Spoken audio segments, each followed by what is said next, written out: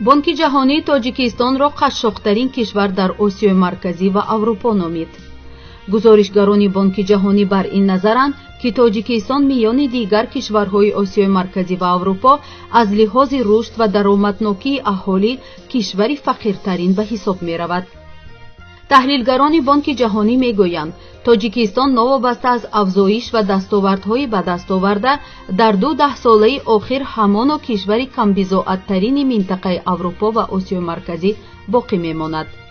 در گزارش پیشبرد اقتدار رشد تاجیکستان آمده است که از سال 2000 این جانب افزایش مجموع محصولات داخلی و پست کردن سطح کمبضاعتی در جمهوری معتدل بودند، اما با مرور زمان دیگرگونی در نشان دهنده ها تا رفت کاهش یافت.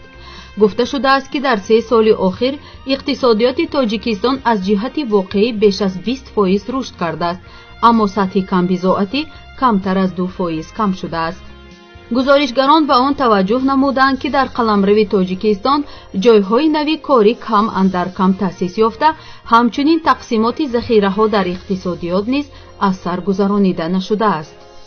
تحلیلگران تاکید نمودند که ذخیره‌ها در بخش‌های غیر تجارتی وطنی با حاصلناکی پست متمرکز باقی ماندند.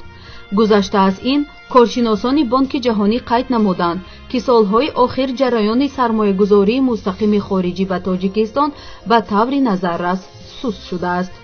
ضمناً گفته می شود که تا سال 2030 حکومت تاجیکستان تصمیم گرفته است تا درآمد اهالی را از 2 تا 3.5 برابر زیاد نماید.